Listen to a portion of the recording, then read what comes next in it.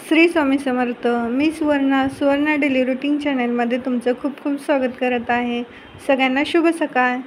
आता उन्हाळ्याची सुट्टी चालू झालेली आहे, त्यामुळे मुलांना नवीन नवीन काहीतरी खायला पाहिजे असतं. मग आजच्या नाश्त्यासाठी मी बनवणार आहे मुलांचं फेवरेट असा आलू पराठा आणि सॉस तर घरात असतोच, त्यासाठी सॉस बरोबर खाण्यासाठी आलू पराठा बनवणार आहे गरमागरम. त्याची रेसिपी काय आहे आणि मी कशी बनवते त्या पद्धतीने मी व्हिडिओमध्ये दाखवत आहे. नक्की माझ्या व्हिडिओला पूर्ण पहा.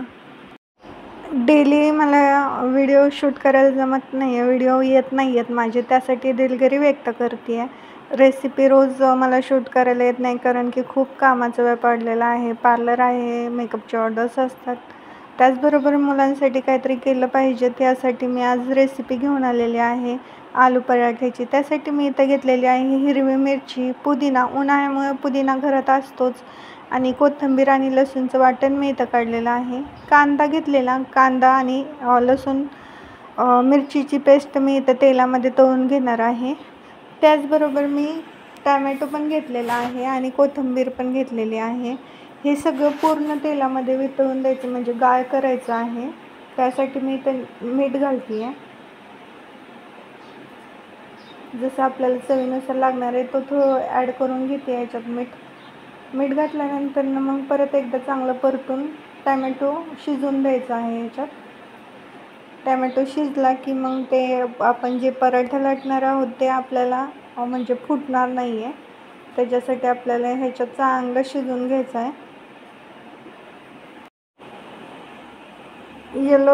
पिवळा रंग येण्यासाठी ह्याच्यात हळद टाकलेली आहे मी. तिखट आणि मीठ तुमच्या चवीनुसार तुमच्या ह्याच्या पद्धतीने घाला.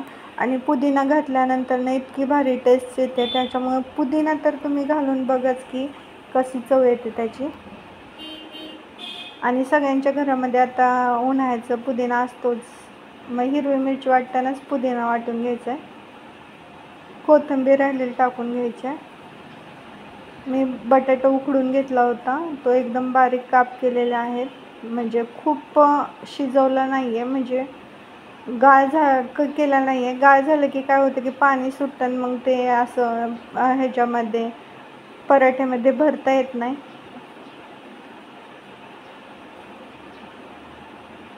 आता बटाटा टाकून थोडंसं मीठ टाकते वरून आणि पूर्ण बटाटा हलवून घेते आहे. कलर पाहू शकता तुम्ही किती छान आलेला आहे ह्याचा. एका डिशमध्ये गार करायला ठेवलेला आहे.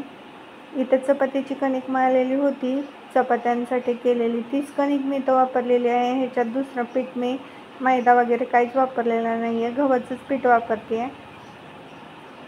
त्यासाठी गोळा करून घेते आहे. जसं आपण पुरणपोळीमध्ये पुरण भरतो ना, तसंच ह्याच्यामध्ये बटाटा आपण भरून घ्यायचा आहे. एक पिठाची वाटी तयार करून घ्यायची आणि त्यात आपण बटाटा जो परतला होता तो बटाटा घालून घ्यायचा आहे.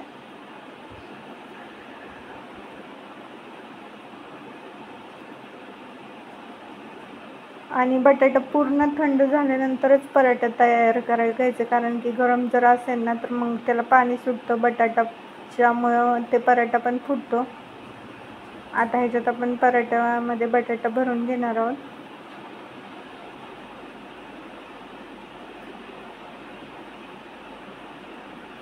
जेवढं पीठमध्ये बटाटा जमतोय घालायला तेवढं आपण घालून घ्यायचं आहे.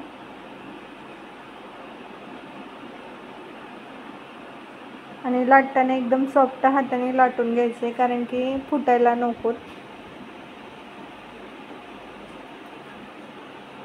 पीठ मळताना एकदम घट्ट मळायचं, घट्ट नाही पातळ नाही असं मळायचं आहे, कारण की पांगल्या जायला नको ते पण, कारण की बटाट्यामुळं एक तर पातळपणा आलेलाच असतो.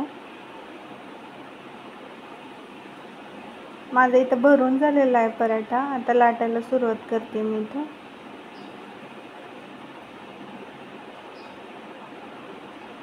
मी ना एकदम पातळ लाटते, कारण की कडक खुसखुशीत छान लागतात. मी पराठा बघा कसं लाटते, किनारी एकदम कडक लाटून घेते. थोडंसं फुटलं तर काही हरकत नाही, पण पातळ लाटलं तर कणिक कच्ची राहत नाही आणि पराठा खायला पण छान लागतो. आता मी तव्यात टाकून एकदम खरपूस सगळ्या बाजूने भाजून घेणार आहे. इथं तुम्ही ह्याला आहे ना लोणी पण लावू शकता, चीज पण लावू शकता, मलाई पण लावू शकता. पण मी इथं तेलच लावणार आहे, कारण की कोणाला आवडतं कोणाला नाही आवडत आणि ते जास्त वेळ चांगलं राहत नाही. त्याच्यामुळं आत्ता तरी मी तेल लावून घेणार आहे. मग बाकी ज्याला जसं सोयीनुसार आवडेल, ज्याला जसं पाहिजे तसं ते खातील. त्याच्यामुळे मी अगोदर ह्याला तेलच लावून घेते. तेल पण असं लावते की पुसट लावते, कारण तेलाचा पण वास यायला नको. आणि मंद आचेवर चांगली आपला पराठा भाजून घ्यायचा आहे. तोपर्यंत दुसऱ्या पराठ्याची पण तयारी चालू आहे इकडं.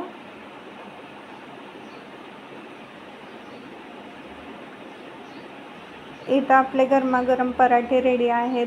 पाहू शकता किती छान दिसत आहेत. पराठ्याची व्हिडिओ तुम्हाला जर आवडला असेल तर लाईक करा, शेअर करा आणि सबस्क्राईब करायला विसरू नका.